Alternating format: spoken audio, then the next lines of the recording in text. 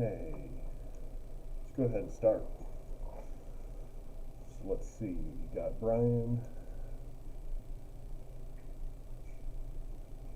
Tracy,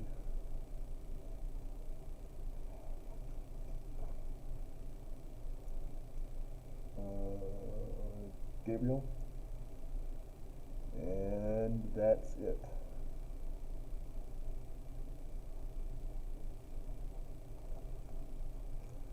All right, I do have a lot of people tuning into the stream today, though, so that's probably where everybody else is. Okay, so unfortunately I have to start this lecture with some bad news and an apology. So Friday we took that quiz, and I don't know if any of y'all noticed or not, but I gave the wrong version of that quiz. I sent everybody the version of the quiz that had the answers on the bottom. Okay, so I don't think anybody in here cheated and didn't tell me that the answers were on there. I think everybody just didn't realize that they were down there. Okay, so I can't, in good faith to everybody, take that as a quiz grade. I can, however, take it as an extra credit grade. Okay, so I don't want to get rid of all the work that we did do. I think that'd just be kind of a mean thing to do. So instead, we're going to take that as an extra credit grade, and then on Friday of this week, we'll take another quiz. The same content will be on that quiz, so that I can understand what your understanding of the content so far is like. But it's going to have some other stuff on there as well. So mostly the same quiz on Friday, but some new stuff too. Okay, so any questions about that? All right, and again, I'm really sorry about that. I wish that I had realized earlier that I sent out the wrong version, but this is where we are now. Okay.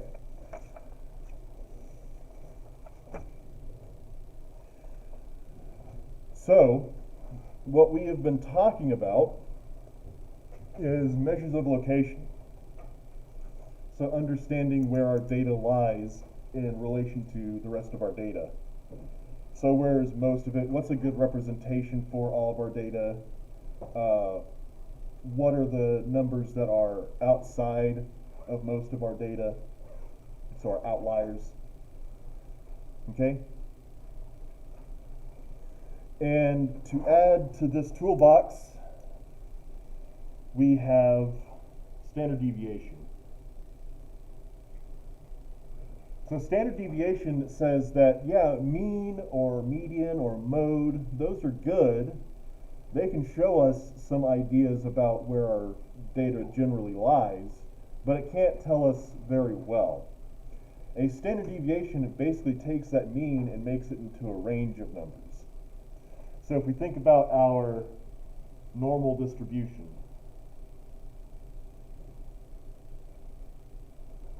okay? In a normal distribution, the mean, median, and mode are all right there in the middle. Okay? So we can find the mean of this data, and it'll give us this position right here. So a lot of our data is going to be somewhere around here.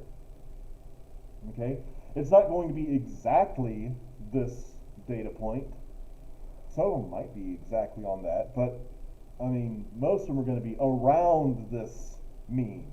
So where around that mean are they? Well, that's what we have standard deviation for. Standard deviation shows us how much it varies from that mean. Okay?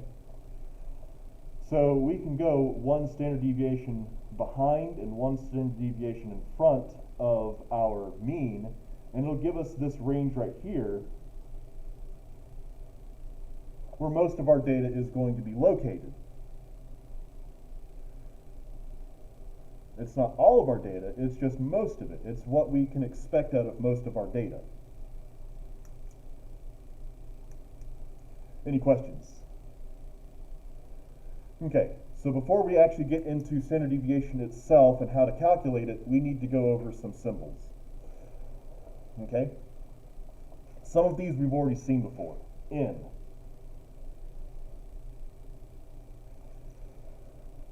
When we talk about N in our data or statistics in general, N is the number of data points we have in our set.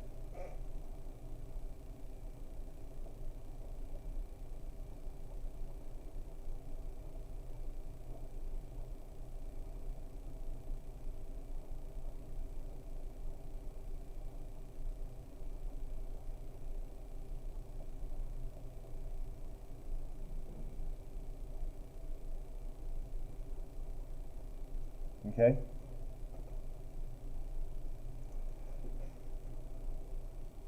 So like when we calculate mean, we add up all of our numbers and then divide by the number we have. Well, that's dividing by n. Another one we saw last week was capital sigma. Capital sigma means that we're going to take a bunch of numbers and get their sum, add them all together. And this can be in a lot of different places. It can be a lot of different things that we're taking the sum of. Just when you see capital sigma, whatever comes after it, you're going to take all that data and add it together.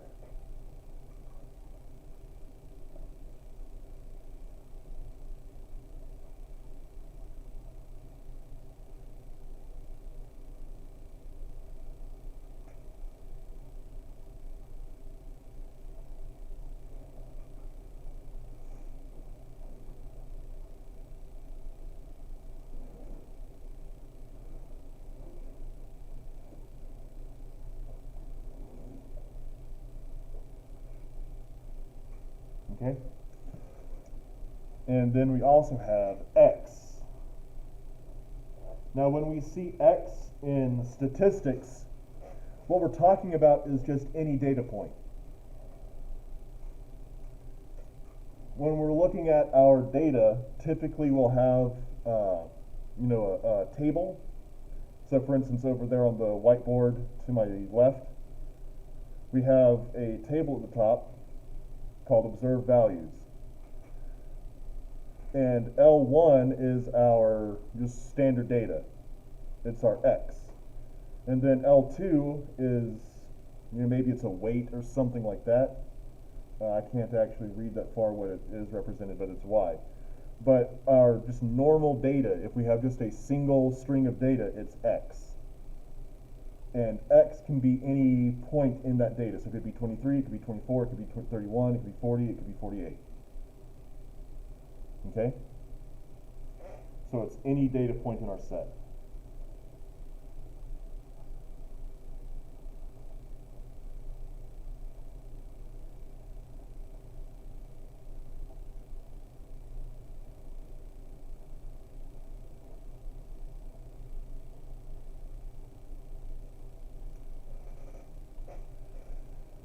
Okay.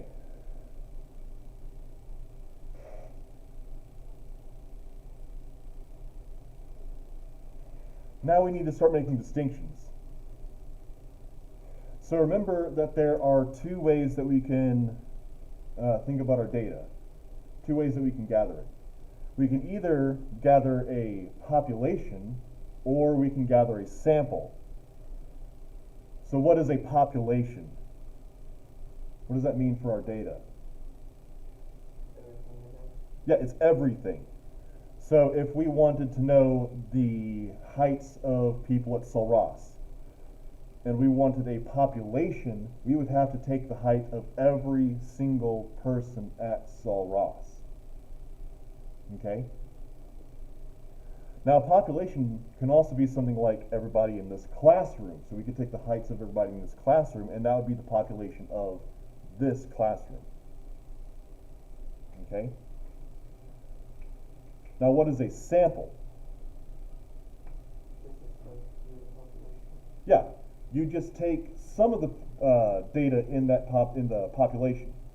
So maybe instead of going for all of the people at Sul Ross, because that'd be very time-consuming and complicated, we just take a selection of people from Sul Ross and take their heights. That's a sample. Okay? Now, when we get into populations and samples, we need to start making distinctions so that we know which one we're talking about. Because as I've said before, the calculations for populations and samples are different. So first of all, in a population,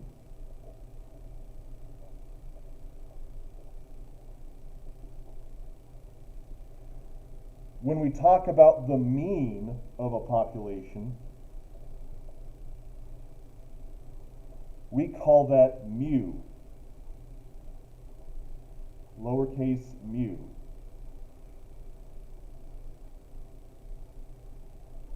Again, it's one of those Greek letters.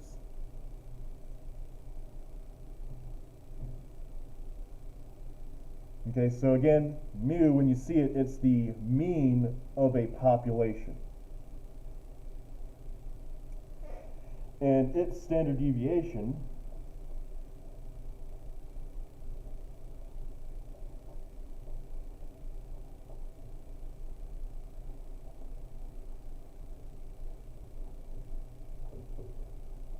is called lowercase sigma, or just sigma. It's like a circle with a hat on top of it, or tail.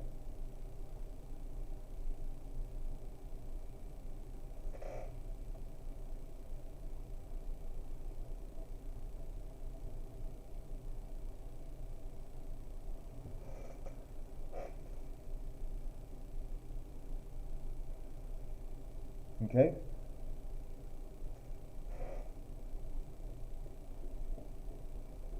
So what about for samples? When we're talking about samples,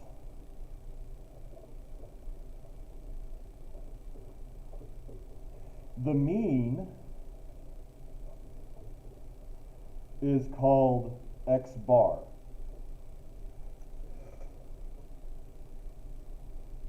And the standard deviation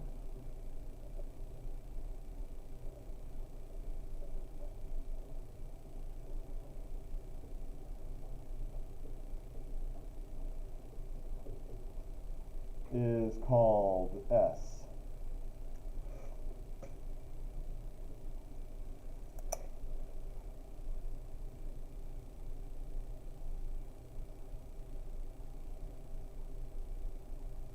So same measures, mean and standard deviation.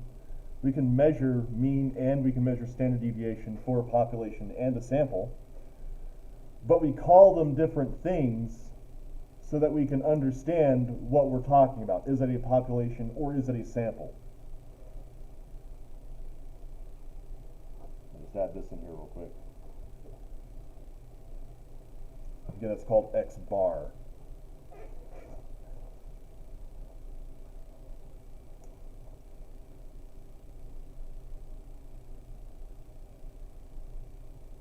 Any questions? Okay. So populations and samples have different calculations to them. The mean is actually the same. So mu in a population, remember what we do is we take all the data, add it all up, and then divide by n, the number of data points we have. That means that the formula for mu is uppercase sigma x over n. Again, sigma says that we're going to add everything in this set and then divide by n. X bar is the same.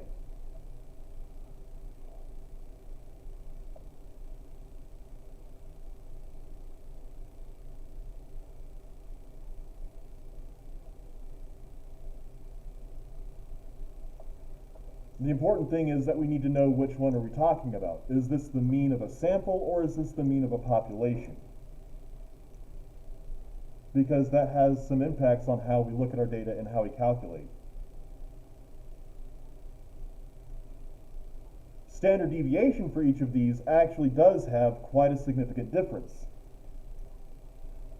So the standard deviation formula for a population is sigma equals the square root of the sum of x minus mu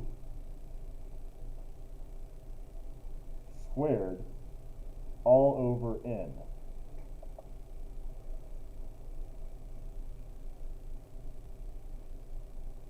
So what this means is we take the mean, so we find the mean first, and then we subtract it from every single one of our data points and square it.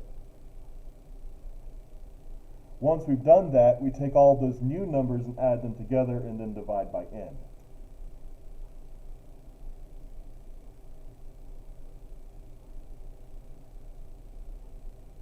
So you might notice something similar between our mean and our standard deviation. Essentially, we're doing our mean twice here. So our mean is take all of our numbers, add them all together, and divide by n. So we've got that here. Take all of our numbers, divide by n. And then we do another thing and then get the mean again. So add all of our numbers, divide by n. So standard deviation is like doing the mean twice with a little bit extra thrown in there. Okay, how about for a sample? It's very similar with a key difference. So our sample standard deviation, or S, would be the square root of sigma x minus x bar squared over n minus 1.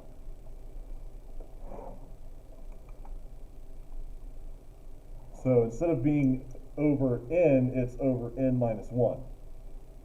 Now why would you think we need to have n minus 1 instead of just plain old n?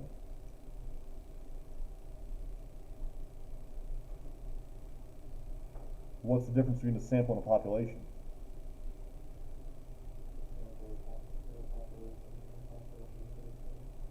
Yeah, so in a population we have the entire n. We have everything.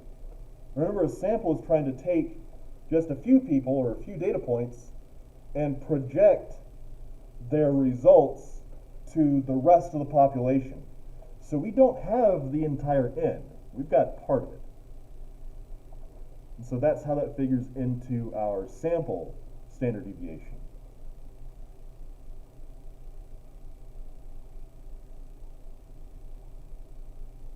Okay, any questions? All right. So let's go ahead and try one of these out.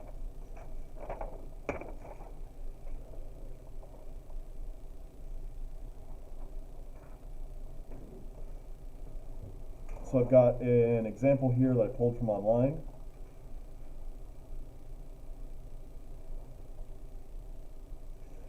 So this example says, you and your friends have just measured the heights of your dogs in millimeters. And so what you want to do is find the mean and the standard deviation. Now, we could calculate this as a sample because we're just looking at, our dogs. So this group of people's dogs. But we're going to calculate this as a population because we're just looking at the dogs in our group of friends. Okay? So we could calculate it either way. If we wanted to project it to all dogs in the world, we'd need to calculate this as a sample. If we just want to know this particular group of dogs, we would calculate it as a population. So we're going to calculate this as a population because we just want to know this group of dogs.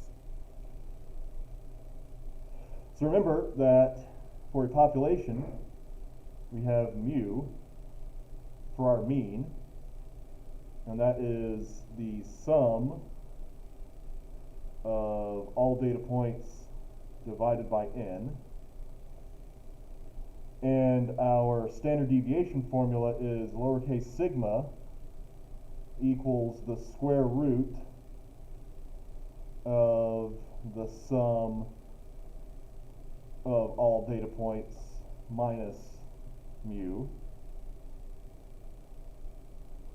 squared over n.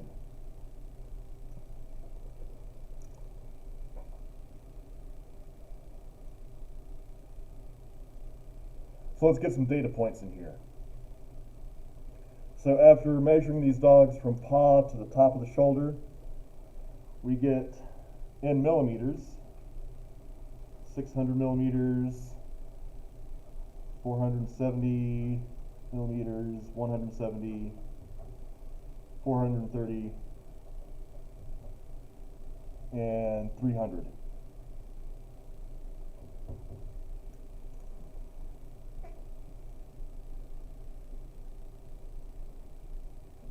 So again, we want to find the mean and the standard deviation.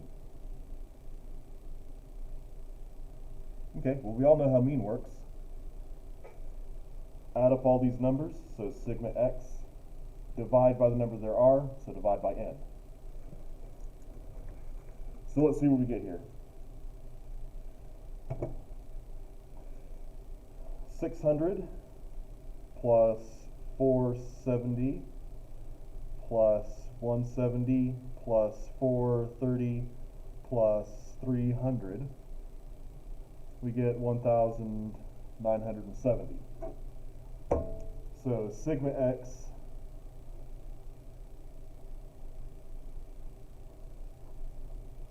equals 1,970.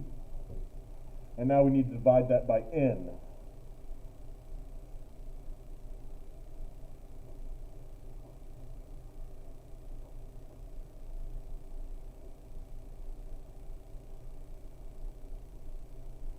So we have 5 data points, so we'll divide 1,970 by 5, and we get 394.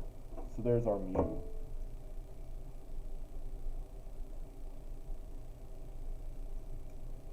Does that make sense so far? Any questions? None? Okay. So we've got our mu, we've got our mean,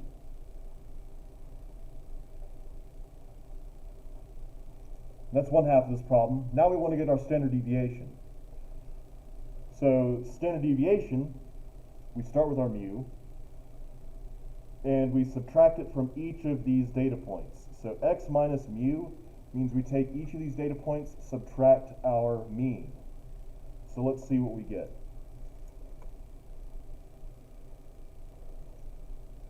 So 600 minus 394 is 206. 470 minus 394 is 76. 170 minus 394 is negative 224.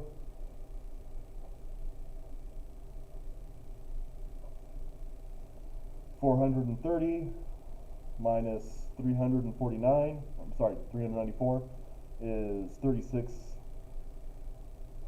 And lastly, 300 minus 394 is negative 94. So this is our x minus mu. Again, we took all of our data points and subtracted our mean from them.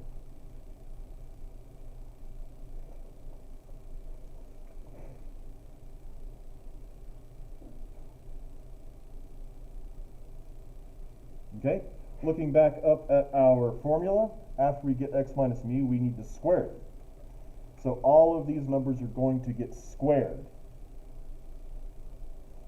So x minus mu squared. Let's see, 206 squared is 42,436. Then we have 5,776. Then 50,176. 1,296 and 8,836. Okay, still making sense? Alright, so we've done our x minus mu, we've done our x minus mu squared. Now we need to get our mean, or our average, for all these numbers. So we'll do our sigma sum. So if we sum all of these numbers,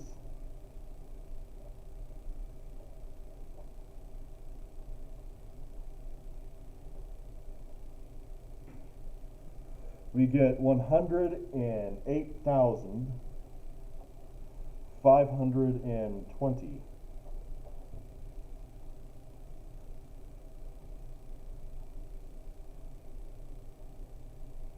Okay, we want to get a mean though, so this is just the sum, so we need to divide this by n. So divide this by 5.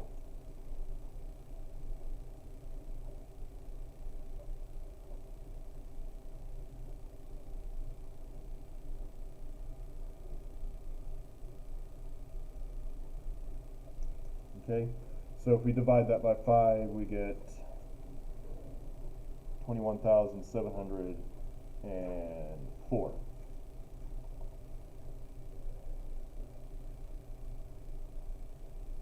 And one last step, and that is to take the square root of this now. So square root of sigma x minus mu squared over n. So let's see, square root of that. That'll be about 147.32.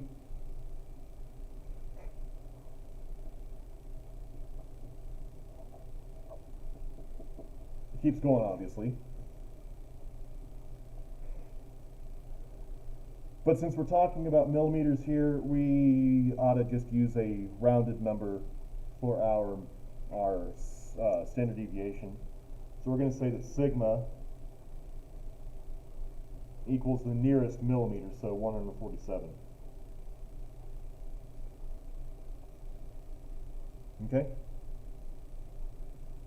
So what this means is, again, if we were to put this onto a normal distribution,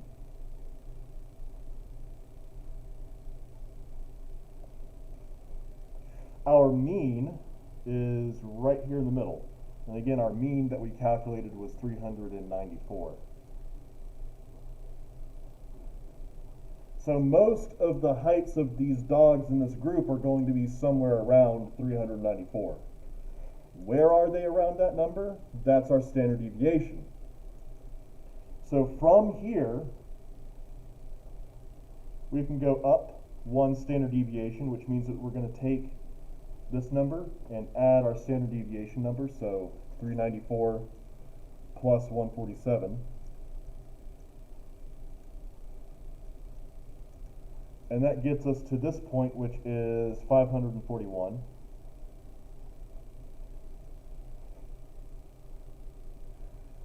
And then we can go the opposite direction as well to get our lower boundary.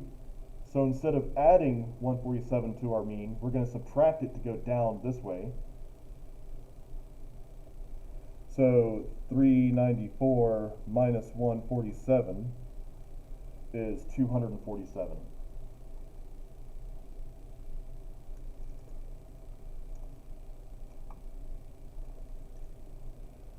So we can say that most of the dogs in this group are between 247 millimeters and 541 millimeters in height, from bottom of the paw to top of the shoulder.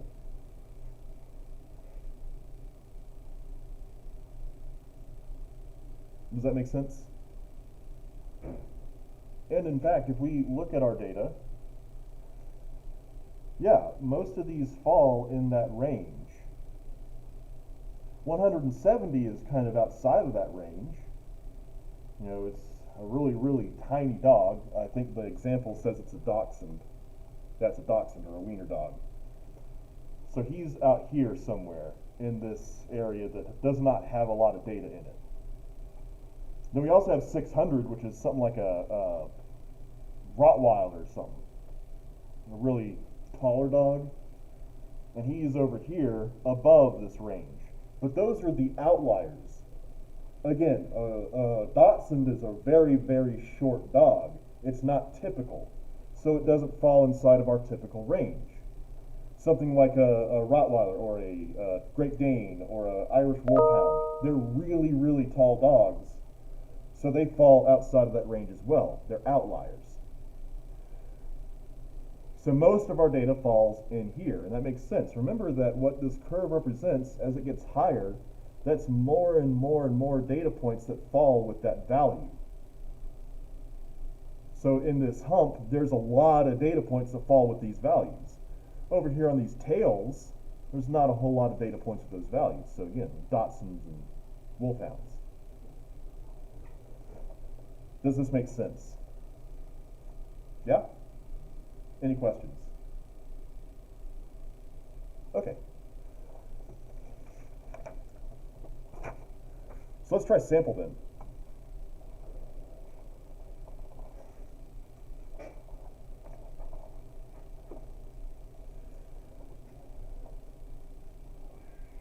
So again, sample is just slightly different.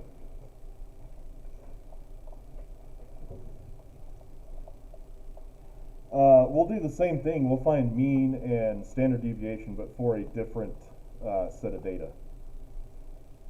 So mean for a sample is x bar, but remember that it's basically the same as any other mean. We just have sigma x over n.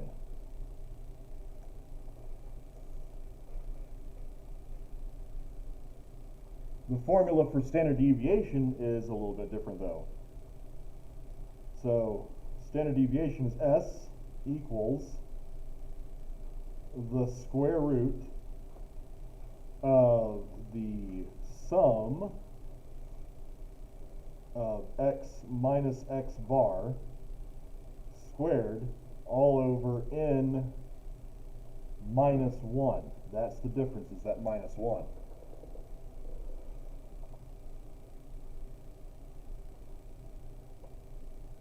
Okay, so we want to find the mean, which is x bar, and we want to find the sample standard deviation, which is S. So let's start with that mean. So we need to find our sum of x, or sigma x,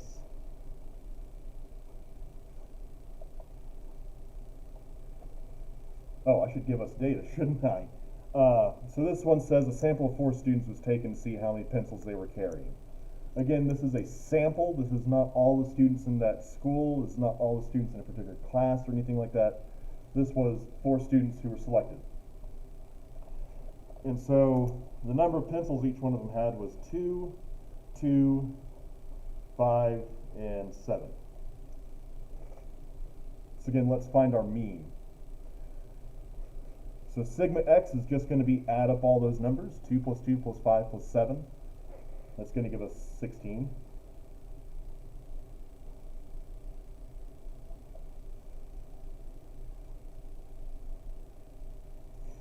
And then we need to divide by the n.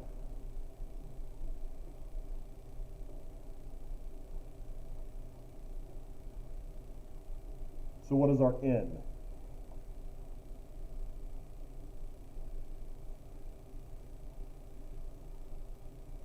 Well, what is n? N is the number of data points we have on our set. So what is our n here? 4. There we go. Thank you. So 16 divided by 4 is going to give us what? 4. Good. So there's our mean, our x bar.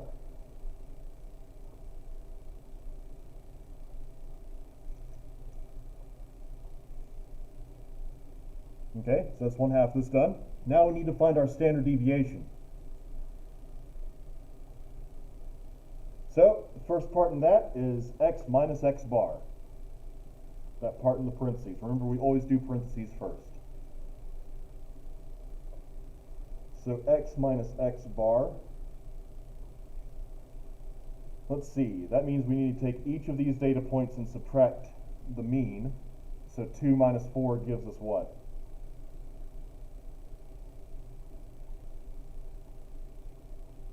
Two minus 4? Negative 2, thank you. Another negative 2 for that one. 5 minus 4? 1. 7 minus 4? Good. Okay.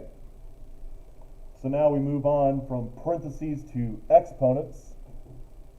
So we have square that we need to take care of. So x minus x bar squared. So square all these numbers.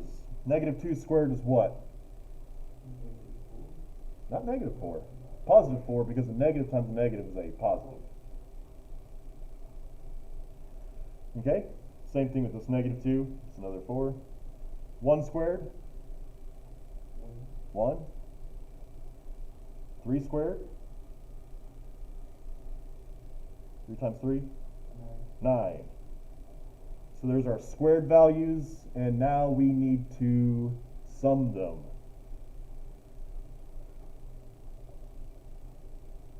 So x minus x bar squared summed. So 4 plus 4 plus 9 plus 1. 4 plus 4 is 8, plus 1 is 9. 9 plus 9 is what?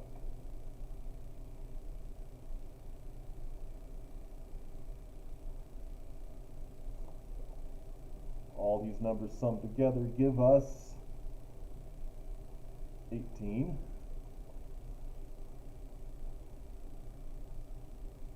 Okay. So now, what are we going to do with 18? We're going to divide it by what?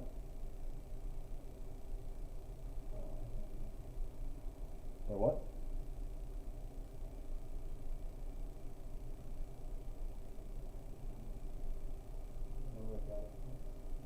Number of data points minus 1.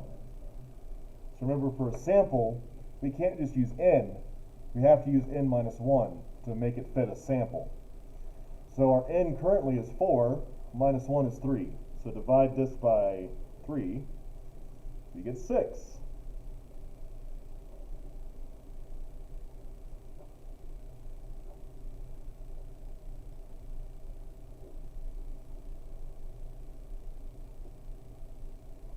And one last step. What do we need to do with this now? We did our parentheses, we did our exponents, we did our sum, we did our division. What now?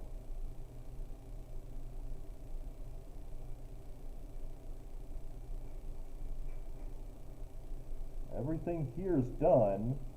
There's one thing left over on the outside of this. It's that square root. So we need to take care of that root.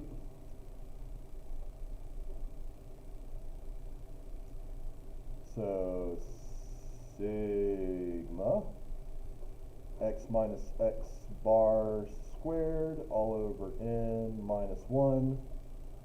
Take the square root of that 6, and we get, what is it, 2.45.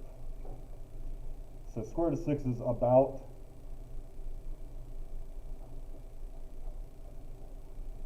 2.45, rounded a little bit. But honestly, we're talking about pencils here, and I'd rather not talk about halves of pencils. So we'll just round this to, let's say 3.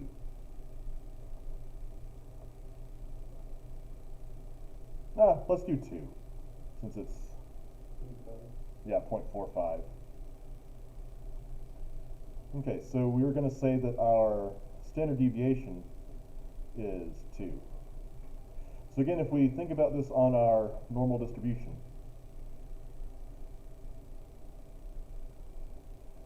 our mean is right here in the middle, 4. And we want to go 1 standard deviation below and 1 standard deviation above. So 1 below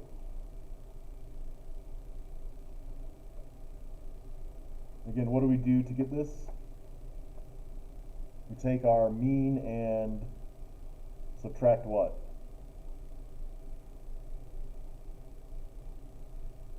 We're going 1 standard deviation in distance. That's our standard deviation. So what are we subtracting from 4? 2, our standard deviation, yeah. So 4 minus 2 is 2. And then to go 1 standard deviation above our mean, instead of subtracting, we're going to do what? Add.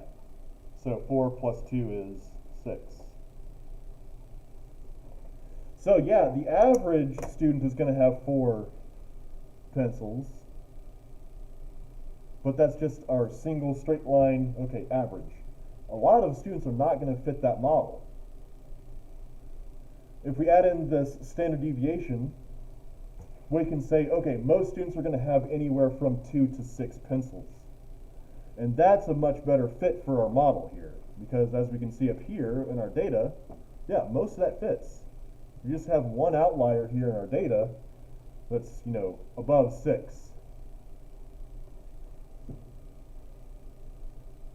And if we were to project this, like we do with samples, to project this to our population, we're going to say, okay, yeah, there's going to be a few students who maybe have 1 or don't even have a pencil at all. And then there will be a few students who have over 6. But most students are going to have between 2 and 6 pencils in their possession. Just makes sense? Any questions?